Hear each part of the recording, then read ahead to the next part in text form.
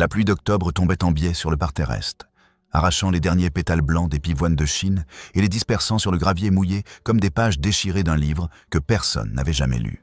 Éléonore Dessanges était assise à sa table de travail dans l'atelier du domaine de Montvalier, achevant la dernière planche de son catalogue botanique.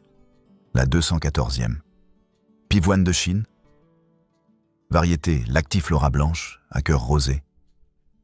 Aquarelle sur vélin. Elle traçait les nervures des pétales, avec la précision millimétrique qui avait fait sa réputation. Chaque coup de pinceau guidé par 2 ans d'observation et par une mémoire qui ne laissait rien au hasard. Le vent frappa la fenêtre avec assez de force pour faire trembler le verre. Et Éléonore leva les yeux de son travail. Ce qu'elle vit la figea sur place, le pinceau suspendu au-dessus de la planche. Une silhouette était agenouillée dans le parterre, sous la pluie qui tombait maintenant en rideaux serrés. Un homme sans manteau ni chapeau, les mains plongées dans la terre détrempée, courbé sur les pivoines comme s'il cherchait à les protéger de la tempête avec son propre corps. Il tirait de la toile de jute d'un sac posé à côté de lui et l'enroulait autour des bases des tiges, ses gestes maladroits mais déterminés, ceux d'un homme qui ne savait pas jardiner, mais qui savait ce qu'il protégeait. Éléonore posa son pinceau, se leva et descendit l'escalier de l'atelier sans prendre le temps de mettre un châle. Elle sortit par la porte latérale et traversa le jardin en courant, ses bottines s'enfonçant dans le gravier mouillé, la pluie trempant sa robe de travail en quelques secondes. Quand elle arriva au bord du parterre, elle s'arrêta à 3 pas de l'homme agenouillé, assez près pour voir ses mains noires debout, assez loin pour mesurer l'absurdité de ce qu'elle voyait. Elle prit la parole. « Qu'est-ce que vous faites ?» Sébastien de Montvalier leva les yeux vers elle. L'eau ruisselait sur son visage, collait ses cheveux à son front, trempait sa chemise jusqu'à la rendre transparente sur ses épaules. Ce qu'elle vit dans ses yeux n'était pas de la surprise, mais quelque chose de plus ancien. La certitude tranquille d'un homme surpris, en train de faire ce qu'il avait toujours fait, seul, sans témoin. Il répondit calmement. « Les racines. Même si l'eau stagne, elles pourrissent. » Éléonore regarda les pivoines autour de lui, les tiges pliées par le vent, les derniers pétales arrachés et dispersés sur la terre comme des lambeaux de soie. Elle avait dessiné ses fleurs ce matin même, avait tracé chaque pétale avec la même attention qu'elle portait à toutes les plantes du domaine. Mais elle n'avait jamais pensé à se demander pourquoi elles étaient là. Elle fronça les sourcils. Ce sont des pivoines. Elles ne sont même pas dans le plan du parc. Il acquiesça. Non. Alors pourquoi êtes-vous à genoux sous la pluie pour des fleurs qui ne vous appartiennent pas? Il y eut un silence, rempli seulement par le bruit de la pluie sur les feuilles et sur le gravier. Sébastien regarda les pivoines, puis leva de nouveau les yeux vers elle. Sa voix était ferme. Elles m'appartiennent. Je les ai plantées. Éléonore sentit quelque chose se déplacer dans sa poitrine, une sensation qu'elle ne sut pas nommer immédiatement. Elle demanda doucement « Quand ?» Sébastien la regarda sans détourner les yeux, l'eau ruisselant sur son visage comme si elle lavait quelque chose qu'il avait gardé enfoui pendant des années. Il murmura « Le soir où tu m'as dit ta fleur préférée. » Le vent arracha un autre pétale et le fit tournoyer entre eux, blanc et fragile, avant de le plaquer contre la terre mouillée. 2 ans et demi plus tôt. Mai 1810. La soirée chez les Pressigny. Éléonore Dessanges était assise à la longue table du salon entre Madame de Pressigny et un naturaliste amateur dont elle avait déjà oublié le nom. C'était sa première invitation depuis son arrivée au domaine de Montvalier et où elle avait été engagée 3 semaines plus tôt pour cataloguer la flore du parc. Un projet qui devait durer 2 ans et produire 4 volumes de planches botaniques. Elle portait une robe de soie grise, simple mais bien coupée. Et elle écoutait la conversation avec l'attention polie d'une femme qui savait qu'on la jugeait autant sur ses manières que sur son talent. Le dîner en était au fromage quand Madame de Pressigny se tourna vers elle avec un sourire bienveillant. « Mademoiselle Dessanges, on me dit que vous êtes une artiste de grand talent.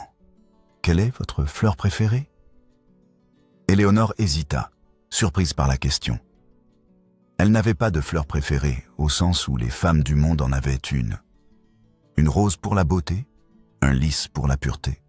Elle avait des préférences botaniques, des souvenirs d'enfance, ou des associations qui n'avaient rien à voir avec le langage des fleurs. Elle répondit posément. Les pivoines de Chine, celles que ma grand-mère cultivait en Provence. Variété lactiflora, blanche à cœur rosé. L'odeur me rappelait les étés où personne ne me cherchait. Il y eut un silence poli autour de la table.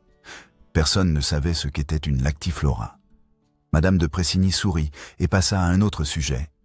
Et Éléonore se tourna vers la fenêtre, regardant le jardin obscur au-delà des bougies.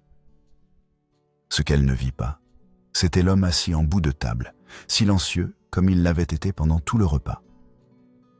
Sébastien de Montvallier, duc, 31 ans, hôte de cette soirée par obligation sociale, mais absent de toutes les conversations. Il avait écouté la réponse d'Éléonore, avec l'attention qu'il portait à tout ce qui était dit autour de lui. Une attention que personne ne remarquait, parce qu'il ne parlait jamais. Lactiflora, blanche à cœur rosé. L'odeur des étés où personne ne la cherchait. Il n'avait pas oublié un seul mot. Cette nuit-là, à 11 heures, Sébastien traversa le parc du domaine de Montvallier avec une pelle empruntée aux écuries et un sac contenant 3 plants de pivoine de Chine qu'il avait fait venir de Paris 2 jours plus tôt. Il portait encore les bottes du bal, ses gants blancs abandonnés dans la poche de son manteau, et il marchait vers le parterre est, celui qui donnait sur la fenêtre de l'atelier où Éléonore Dessanges installerait son matériel le lendemain matin. Il n'avait pas demandé la permission à Morel, ni au l'intendant jardinier en chef qui administrait ses jardins depuis 40 ans. Il n'avait pas consulté le plan du parc ni vérifié si le sol convenait aux pivoines. Il avait simplement pris la pelle et creusé, ses mains maladroites sur le manche, la terre froide et humide sous ses genoux. Les pivoines de Chine mettent 2 ou 3 ans à s'établir. Elles peuvent ne jamais fleurir si le sol ne leur convient pas. Sébastien le savait, parce qu'il avait lu tout ce qu'il avait pu trouver sur les lactiflora dans les 3 jours qui avaient suivi la soirée chez les Pressigny. Il savait aussi qu'il n'y avait aucune raison logique de planter ces fleurs. Aucune justification administrative. Aucun ordre écrit qui les protégerait si Morel décidait de les arracher. Mais il les planta quand même. C'est parce que c'était la seule chose qu'il savait faire avec ce qu'il ressentait. Quand il eut fini, il se releva, regarda les 3 plants alignés dans la terre fraîchement retournée, et rentra au château sans se retourner. Le lendemain matin, Morel découvrit les pivoines et ouvrit le cahier de plantation du domaine, le registre obligatoire où chaque ajout au parc devait être consigné. Il inscrivit, dans son écriture précise et administrative, parterrier, pivoine de Chine, variété blanche à cœur rosé, plantation nocturne, autorisation non sollicitée, plantée par Monsieur le Duc en personne. C'était son devoir de tout noter. Il ne posa aucune question. Éléonore s'installa dans l'atelier du domaine de Montvallier le lendemain de la soirée chez les Pressigny. Et elle commença le travail qui allait occuper les 2 années suivantes. Son contrat était simple. Cataloguer chaque espèce du parc, produire une planche botanique pour chacune et livrer 4 volumes reliés à la fin du projet. Elle travaillait 6 jours par semaine, de l'aube jusqu'à ce que la lumière devienne trop faible pour dessiner. Et elle ne parlait à personne, sauf quand on lui adressait la parole. Elle était veuve depuis 3 ans. Son mari, Augustin Marais, avait été un naturaliste de salon. Un homme qui collectionnait les spécimens et les invitations, qui la présentait dans les dîners comme une curiosité. Ma femme dessine les fleurs mieux qu'un homme et le dit avec moins de mots. Il l'avait épousée pour son talent, l'avait éloignée de Lyon, où elle travaillait dans l'atelier de son père graveur, et l'avait installée dans un appartement parisien où elle dessinait les plantes qu'il rapportait de ses excursions. Il l'avait admirée avec une tendresse qui ressemblait à de l'amour. Mais il n'avait jamais regardé une seule de ses planches avec attention. Il était mort de fièvre 2 ans après leur mariage. Et Éléonore n'avait rien ressenti, ni chagrin, ni soulagement. juste une absence de sentiment qui l'avait convaincue qu'elle était incapable d'aimer ou d'être aimée. Au domaine de Montvallier, elle retrouva ce qu'elle avait toujours su faire. Observer, dessiner, classer. Les plantes ne mentaient pas. Elles ne disaient pas des mots qu'elles ne pensaient pas. Elles poussaient ou mouraient, fleurissaient ou fanaient, et tout ce qu'elles étaient pouvait être capturé sur une feuille de vélin avec de l'encre et de l'aquarelle. Elle catalogua 213 espèces en 2 ans. 4 volumes de planches, chacune numérotée, datée, annotée avec le nom latin et le lieu exact où la plante avait été observée. Elle passait devant le parterre est tous les matins en allant chercher de l'eau au puits. Et elle voyait les pivoines de Chine pousser lentement. D'abord, de simples tiges, puis des feuilles, puis, la 3e année, les premières fleurs blanches à cœur rosé. Elle les dessina au printemps de la 3e année, avec la même précision qu'elle portait à toutes les plantes du domaine. Elle nota dans son registre « Pivoine de Chine, variété lactiflora, blanche à cœur rosé, parterre, plantation ornementale préexistante. » Elle ne se posa jamais la question de leur provenance. Les pivoines de la Stadezek n'étaient Samdaleha, Beretela, comme toutes les autres plantes du parc. Elle les classa, les dessina, et passa à la suivante. Ce qu'elle ne savait pas, c'était que Sébastien de Montvallier venait vérifier les racines des pivoines chaque printemps, depuis qu'il les avait plantées. Il descendait au parterre est tôt le matin, avant que les jardiniers ne commencent leur travail, et il s'agenouillait dans la terre pour s'assurer que les plants avaient survécu à l'hiver. Il ne disait rien à personne. Il ne donnait aucun ordre écrit à Morel pour protéger les fleurs. Il venait simplement, seul, et il repartait sans laisser de traces. La 3e année, il vint vérifier les racines alors qu'il avait de la fièvre. Il resta agenouillé dans la terre froide pendant 1 heure, les mains tremblantes, et rentra au château avec de la boue jusqu'aux genoux et une toux qui dura 2 semaines. Morel nota tout dans le cahier de plantation. Il ne disait rien non plus. Pendant ces 2 ans, Sébastien trouva des prétextes pour passer près de l'atelier d'Éléonore. Il inspectait le parc, vérifiait l'état des allées, parlait avec Morel des projets de taille et de plantation pour la saison suivante. Et parfois, en passant devant la fenêtre ouverte de l'atelier, il s'arrêtait et regardait Éléonore travailler. Il ne regardait jamais son visage. Il regardait ses mains, la façon dont elle tenait le pinceau, la précision de ses gestes, la patience infinie avec laquelle elle traçait chaque nervure, chaque pétale, chaque étamine. Il regardait ses planches comme s'il lisait un livre écrit dans une langue que lui seul comprenait. Un jour, il entra dans l'atelier sans frapper. Éléonore était penchée sur une planche d'iris, et elle ne leva pas les yeux quand il s'approcha. Il se pencha sur son épaule, à 30 centimètres d'elle, et regarda le dessin avec une attention qui fit frissonner Éléonore, sans qu'elle sache pourquoi. Il murmura enfin. « C'est remarquable. » Éléonore ne répondit pas. Elle sentait sa présence comme une ombre sur son travail. Une chaleur qui déplaçait la lumière sur le papier. Elle attendit qu'il parte, mais il resta là, immobile, regardant le dessin comme s'il cherchait quelque chose qu'elle avait caché dans les lignes. Puis, il se redressa et sortit sans ajouter un mot. Éléonore resta immobile, le pinceau suspendu au-dessus de la planche, le cœur battant pour une raison qu'elle ne comprenait pas. Augustin l'avait toujours complimentée en public avec des mots élégants et des gestes affectueux. Sébastien ne l'avait complimentée qu'une fois, en privé, et il n'avait regardé que son travail. C'était la première fois qu'un homme la voyait. La 2e fois qu'il la défendit, ce fut lors d'un dîner au château. Éléonore avait été invitée par politesse, parce qu'elle vivait au domaine, et qu'il aurait été impoli de l'exclure. Elle était assise en bout de table, silencieuse comme toujours, écoutant les conversations sans y participer. Un invité, un homme d'affaires de Paris dont Éléonore n'avait pas retenu le nom. se tourna vers Sébastien avec un sourire condescendant. « Votre illustratrice a un joli coup de crayon, monsieur le duc. Pour une femme, c'est remarquable. » Un malaise s'installa autour de la table. Éléonore garda les yeux baissés sur son assiette, habituée à ce genre de remarques. Augustin y répondait toujours par un compliment encore plus appuyé, comme s'il voulait prouver qu'il était fier d'elle. Elle attendit que Sébastien fasse de même. Mais Sébastien ne sourit pas. Il posa sa fourchette et regarda l'homme d'affaires avec une expression neutre, presque froide. Il répondit calmement. Son coup de crayon est remarquable. La précision n'a pas de genre.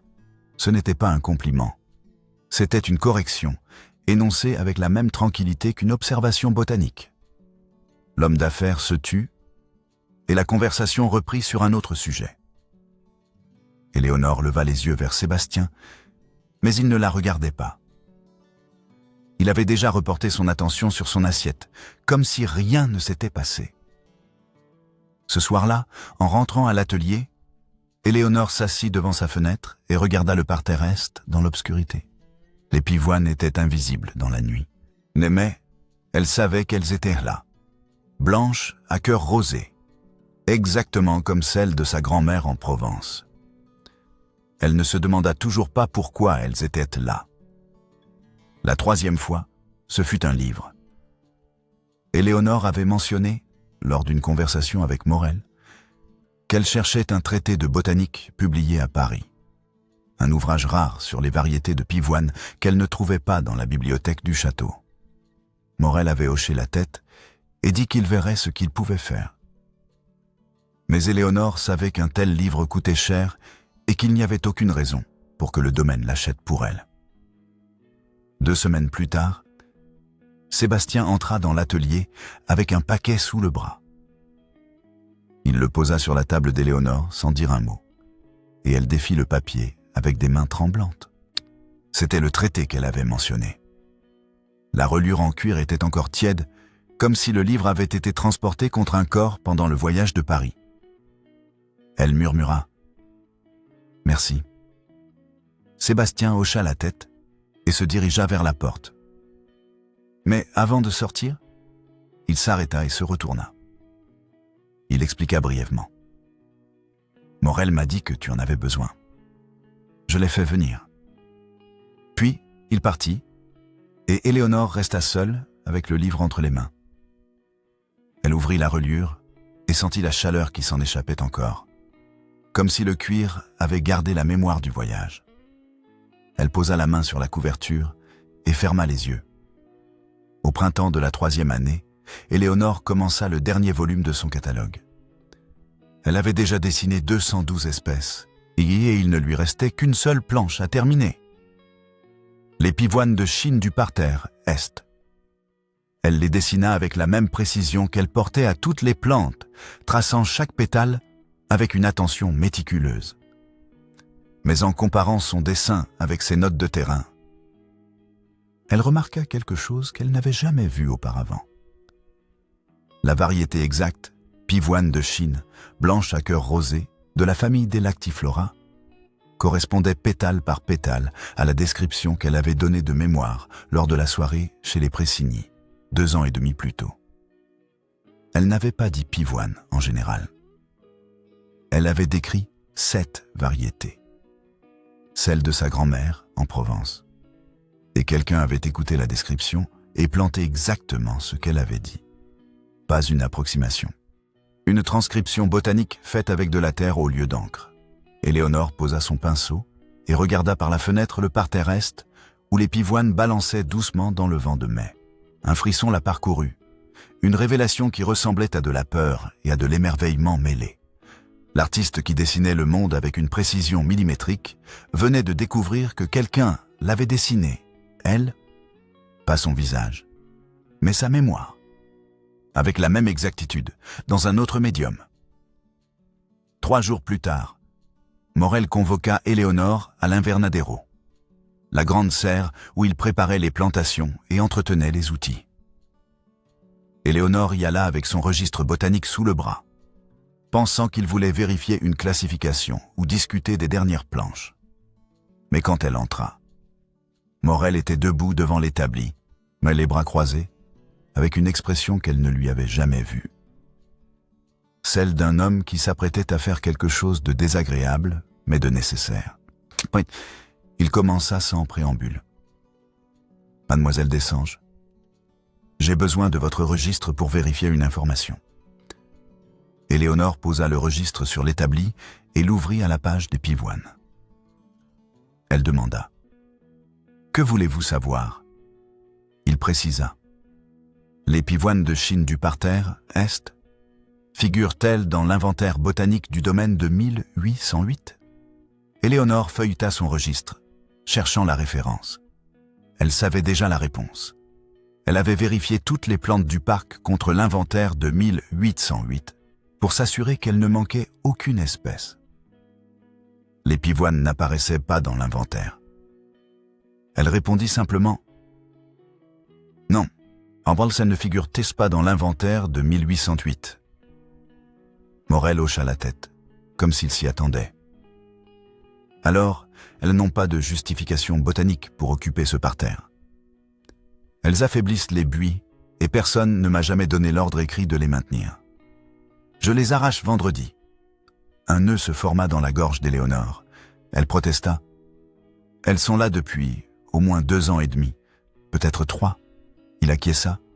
Oui, mais sans ordre écrit, sans justification botanique. Mon devoir est le jardin, mademoiselle.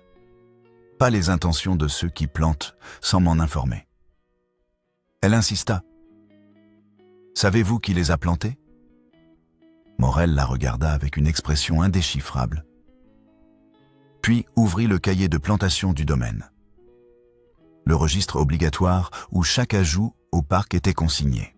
Mais il chercha la page et la tourna vers Éléonore. Il confirma. Oui, monsieur le duc, en personne. Octobre 1810, la nuit, sans m'en informer. Éléonore lut l'entrée, écrite dans l'écriture précise de Morel. Parterre est pivoine de Chine, variété blanche à cœur rosé, plantation nocturne, autorisation non sollicitée, plantée par monsieur le duc en personne. La date la frappa comme une collision. Octobre 1810, le mois de son arrivée au domaine. La nuit après la soirée, chez les Pressigny. Elle demanda, incrédule. « Et vous allez arracher les fleurs que le duc a plantées lui-même » Morel répondit fermement. « Si monsieur le duc veut que ces pivoines restent, il doit me donner un ordre écrit. En 17 ans, il ne m'a jamais dit un mot à leur sujet. Vendredi, mademoiselle. Je les arrache vendredi. » Éléonore quitta l'invernadero avec le registre serré contre sa poitrine, le cœur battant si fort qu'elle entendait le sang dans ses oreilles. Elle traversa le parc jusqu'à l'atelier, monta l'escalier et s'assit devant la fenêtre qui donnait sur le parterre. Les pivoines balançaient dans le vent, blanches à cœur rosé, exactement comme celles de sa grand-mère en Provence. Exactement comme elle les avait décrites ce soir-là, entre le fromage et le dessert, quand elle croyait que personne n'écoutait. Sébastien les avait plantées cette nuit-là, avec les bottes du bal, sans demander la permission, et il n'avait jamais donné l'ordre écrit qui les aurait protégées. Éléonore ferma les yeux et sentit la vérité s'imposer à elle, non pas avec douleur, mais avec une clarté aveuglante. Et elle avait passé 2 ans et demi à cataloguer chaque plante de ce domaine, à voir chaque détail, à noter chaque espèce. Et elle n'avait jamais vu les seules fleurs qui avaient été plantées pour elle, parce qu'elle avait classé au lieu de demander pourquoi. Éléonore chercha Sébastien dans tout le domaine. Elle le trouva dans la bibliothèque, assis devant une table couverte de livres et de lettres, les mains jointes devant lui comme s'il priait ou réfléchissait. Elle l'interpella depuis le seuil. « Monsieur le duc ». Sébastien leva les yeux vers elle et quelque chose passa sur son visage. Une expression qu'elle ne sut pas déchiffrer, entre la surprise et la résignation. Il se leva. « Mademoiselle Dessanges ?» Elle annonça sans préambule. Morel va arracher les pivoines vendredi. Il dit qu'elles n'ont pas de justification botanique et que personne ne lui a donné l'ordre écrit de les maintenir. Sébastien hocha la tête lentement. Il murmura. « Je sais. » Elle répéta, incrédule. « Vous savez? Et vous n'avez rien dit? Un ordre écrit? Une ligne, et elle serait protégée depuis 3 ans. » Il confirma. « Oui. » Sa voix monta malgré elle. « Alors pourquoi? Pourquoi les avoir plantées si vous ne vouliez pas les protéger ?» Sébastien la regarda sans répondre, et Éléonore sentit la colère monter en elle. Une colère qu'elle ne comprenait pas entièrement, mais qui avait à voir avec toutes les fois où elle avait cru qu'un homme disait la vérité et découvert qu'il ne faisait que jouer un rôle. Elle continua, tremblante. Augustin me disait qu'il admirait mon travail. Il le disait devant tout le monde, et avec des mots si beaux que les gens pleuraient. Et il n'a jamais regardé une seule de mes planches. Jamais. Vous ne dites rien. Vous plantez des fleurs et vous les laissez mourir. C'est la même chose. Des gestes qui ne veulent rien dire. Il répondit d'une voix basse. Non, ce n'est pas la même chose. Elle insista. Alors, expliquez-moi. Expliquez-moi pourquoi vous avez planté ces fleurs et pourquoi vous ne voulez pas les sauver. Le silence s'installa, et Éléonore comprit qu'il ne répondrait pas. Elle tourna les talons et quitta la bibliothèque, la colère et la confusion se mêlant dans sa poitrine comme 2 eaux qui refusent de se mélanger. 3 jours avant le vendredi fatal, la tempête d'octobre arriva. Le vent soufflait en rafales violentes, arrachant les feuilles des arbres et les pétales des dernières fleurs. La pluie tombait en biais, fouettant les fenêtres et inondant les allées. Éléonore était dans l'atelier, essayant de terminer la dernière planche, mais elle ne parvenait pas à se concentrer.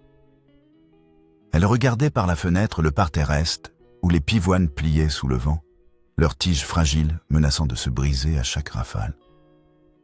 Puis, elle vit la silhouette. Un homme à genoux dans la boue, sans manteau ni chapeau, les mains plongées dans la terre détrempée. Il tirait de la toile de jute d'un sac et l'enroulait autour des bases des pivoines. Ses gestes maladroits mais déterminés, comme s'il essayait de protéger les racines de la pluie avec son propre corps. Éléonore posa son pinceau et descendit l'escalier en courant. Elle sortit par la porte latérale et traversa le jardin sous la pluie, et ses bottines s'enfonçant dans le gravier mouillé, sa robe trempée en quelques secondes. Quand elle arriva au bord du parterre, elle s'arrêta à 3 pas de Sébastien. Il était agenouillé dans la boue, les mains noires de terre. L'eau ruisselant sur son visage et collant ses cheveux à son front. Ses bottes, les mêmes bottes élégantes qu'il portait au château, étaient enfoncées dans la terre jusqu'aux chevilles. Elle demanda, portée par le vent. « Qu'est-ce que vous faites ?» Sébastien leva les yeux vers elle. Il expliqua. « Les racines. Si l'eau stagne, elles pourrissent. » Elle observa les fleurs. « Ce sont des pivoines. Elles ne sont même pas dans le plan du parc. » Il acquiesça. « Non, » elle insista. « Alors pourquoi êtes-vous à genoux sous la pluie pour des fleurs qui ne vous appartiennent pas ?» auquel le bruit de la pluie sur les feuilles et sur le gravier remplissait l'espace entre eux. Sébastien regarda les pivoines, puis leva de nouveau les yeux vers elle. Il affirma « Elles m'appartiennent. Je les ai plantées. » Elle demanda, bien qu'elle connaisse déjà la réponse. « Quand ?» Il murmura. « Le soir où tu m'as dit ta fleur préférée. » Une onde de reconnaissance la traversa, non pas de tristesse, mais de compréhension. Elle précisa. La soirée chez les Pressigny, entre le fromage et le dessert. Je regardais par la fenêtre. Il confirma. Oui. Elle continua. J'ai dit que ma grand-mère avait des pivoines de Chine en Provence, que l'odeur me rappelait les étés où personne ne me cherchait. Il compléta. Blanche à cœur rosé. De la famille des lactiflora. Tu as dit lactiflora. Et personne à table ne savait ce que ça voulait dire.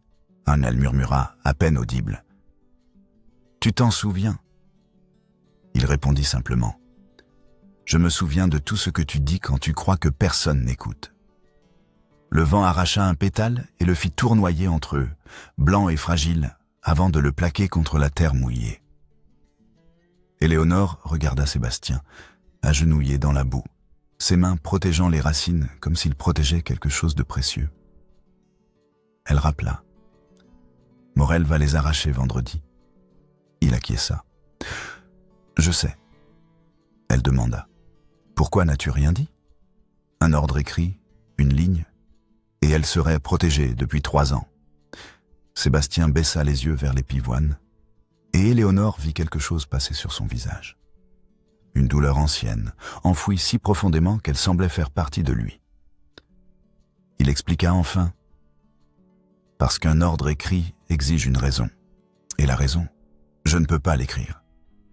Je ne peux pas la dire. Elle insista. Pourquoi? Un long moment s'écoula. La pluie ralentit, puis s'arrêta, laissant seulement le bruit de l'eau qui gouttait des arbres. Octobre cessa de respirer.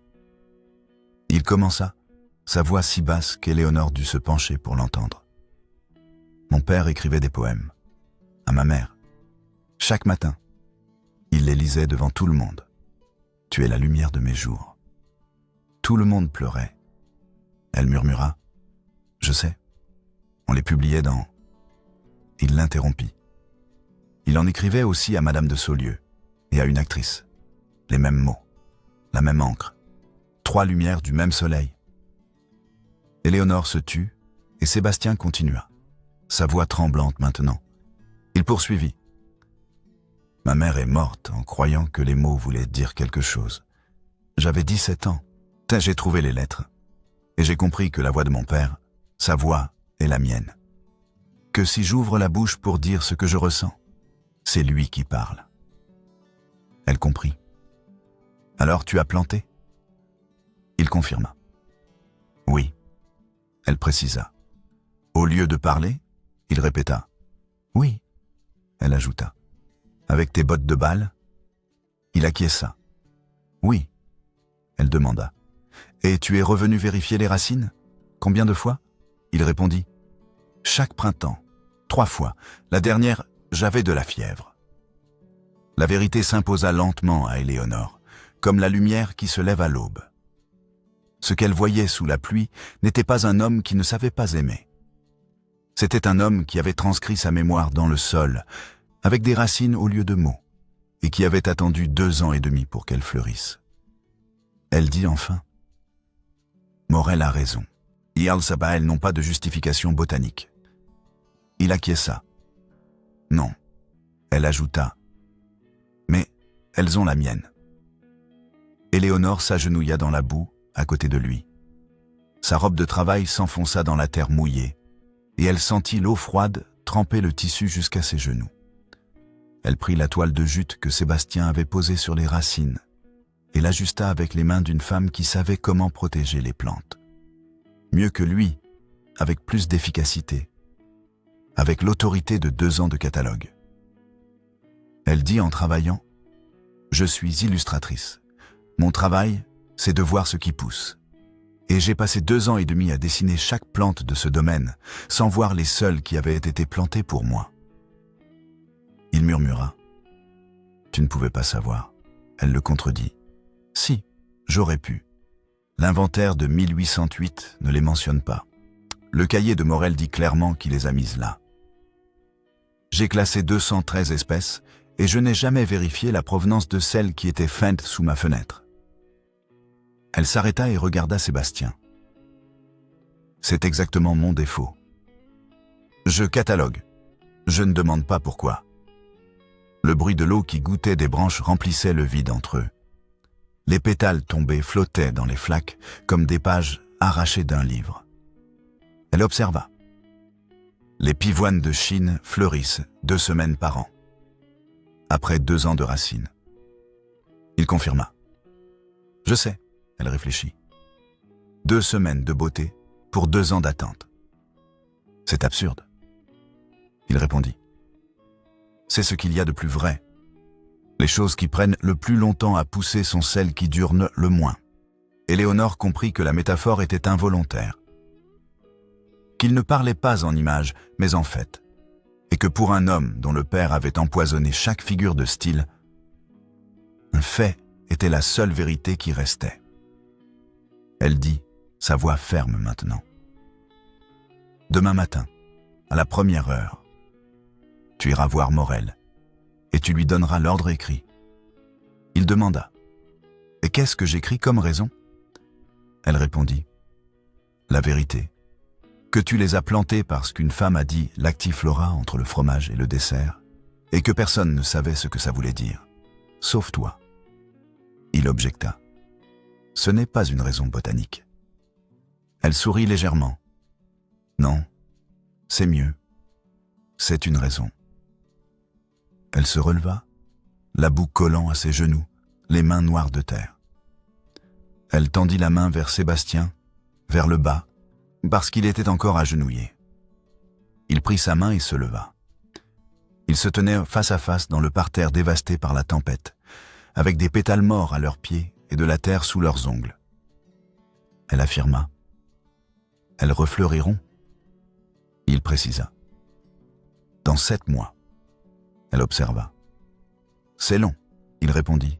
« C'est ce que durent les choses qui ont des racines. » Le lendemain matin, Sébastien se présenta à l'Invernadero avec une feuille de papier pliée dans la main. Morel était debout devant l'établi, préparant les outils pour l'arrachage du vendredi. Sébastien l'interpella. « Monsieur Morel ?» Morel se retourna et vit le duc debout dans l'encadrement de la porte, la main tendue avec le papier. Il s'inclina légèrement. « Monsieur le duc », Sébastien lui tendit le papier. « L'ordre écrit, pour les pivoines. » Morel prit le papier et le déplia. Il lut la ligne écrite dans l'écriture précise de Sébastien. « Pivoine de Chine, variété lactiflora blanche à cœur rosé, plantée en octobre 1810. À maintenir. Pas de justification botanique, pas de poème. Une ligne. » Morel hocha la tête et posa le papier sur l'établi. Il acquiesça. « Très bien, monsieur le duc. Je les maintiens. » Sébastien hocha la tête et se tourna pour partir. Mais avant de franchir la porte, il s'arrêta et regarda Morel. Il dit simplement « Merci ». Morel le regarda avec surprise. En 17 ans, le duc ne l'avait jamais remercié. Il répondit « C'est mon devoir, monsieur le duc. » Sébastien hocha de nouveau la tête et quitta l'Invernadero. Quand Sébastien arriva au perron de l'atelier, Éléonore était debout sur le seuil, les bras croisés, en regardant le parterre où les pivoines se redressaient lentement après la tempête. Il annonça en montant les 3 marches. « C'est fait. » Éléonore descendit une marche et ils se retrouvèrent au même niveau, leurs visages à quelques centimètres l'un de l'autre. Elle prit sa main, celle qui avait signé l'ordre, celle qui avait creusé, celle qui avait de la terre incrustée dans les lignes de la paume, et la porta à son propre visage. Elle murmura « Merci ». Puis, elle l'embrassa. Le baiser avait le goût de la pluie d'hier et de l'encre de gravure. Ce n'était pas un baiser de rendition, mais un baiser d'inventaire. La première fois qu'Éléonore Dessanges enregistrait quelque chose qu'elle ne pouvait pas dessiner. Quand elle se recula, quand Sébastien la regardait avec une expression qu'elle n'avait jamais vue. Quelque chose entre l'émerveillement et la peur. Il avoua. « Je ne sais pas parler. » Elle répondit. « Je sais. Mais tu sais écouter. Et c'est plus rare. » 3 semaines plus tard, les pivoines étaient recoupées au ras du sol pour l'hiver, invisibles, enterrées, dormantes. Morel avait reçu l'ordre écrit et il l'avait consigné dans le cahier de plantation avec la même précision qu'il portait à tout ce qu'il faisait. Ce matin-là, Sébastien arriva au domaine sur invitation d'Éléonore, la première qu'elle lui adressait. Il entra par le jardin et prit le chemin du parterre est. Les pivoines étaient invisibles sous le paillage d'hiver, la terre nue et brune. Mais à côté du parterre, il vit quelque chose qui le fit s'arrêter. Une rangée nouvelle, fraîchement plantée. Et la terre humide et retournée. Des tiges courtes, à peine visibles. Éléonore était debout sur le perron de l'atelier, les bras croisés, regardant Sébastien avec une expression qu'il ne sut pas déchiffrer. Il demanda « Qui a planté cela ?» Elle répondit « Moi ». Il insista. « Quand ?» Elle précisa. « Le soir où tu m'as dit que ta mère aimait les roses de Damas. » Un sentiment nouveau l'envahit, une sensation qu'il n'avait jamais ressentie auparavant ou qu'il avait oubliée depuis si longtemps qu'elle lui semblait nouvelle. Le titre inversé, la même structure, la même vérité. Quelqu'un avait écouté. Il observa. « Elles ne fleuriront pas avant 2 ans. » Elle répondit. « Alors tu reviendras vérifier les racines. » Ce n'était pas une déclaration, c'était un rendez-vous avec la terre. Sébastien monta les marches du perron et prit la main d'Éléonore. Ils restèrent là, debout sur le seuil de l'atelier, regardant le jardin nu où rien ne fleurissait encore. Le jardin était nu. Les pivoines ne refleuriraient qu'en juin. Les roses de Damas pas avant 2 ans. La floraison qui les avait réunies était terminée. 2 semaines de beauté après 2 ans et demi d'attente, exactement comme Sébastien l'avait dit. Mais dans l'invernadero de Morel, 2 paires de gants reposaient sur l'établi. Les siennes, en cuir usé par des années de travail, et les siennes, en chevreau taché d'encre de gravure. Et sur le registre botanique, une dernière entrée en 2 écritures. La sienne et la sienne. Racines vérifiées. Paillage ajouté. Tout tient. Tout. La correspondance d'un homme qui ne parlait pas et d'une femme qui croyait que personne n'écoutait. Écrite dans un cahier de jardinage, à 4 mains, pendant que les fleurs dormaient sous la terre et que rien ne fleurissait encore. Ce qui est beau n'est pas ce qui dure, c'est ce qui pousse. Et ce qui pousse, même si cela prend 2 ans, même si cela ne fleurit que 2 semaines, est ce qui reste quand tout le reste a disparu. Éléonore et Sébastien se tenaient sur le perron de l'atelier, regardant le parterre est où les pivoines dormaient sous la terre. Ils ne savaient pas si les roses de Damas fleuriraient dans 2 ans. Ils ne savaient pas si les pivoines survivraient à l'hiver suivant. Ils ne savaient pas si ce qu'ils avaient planté ensemble tiendrait. Mais ils savaient qu'ils reviendraient vérifier les racines. Et pour 2 personnes qui avaient passé leur vie à croire que les mots mentaient et que personne n'écoutait, c'était suffisant.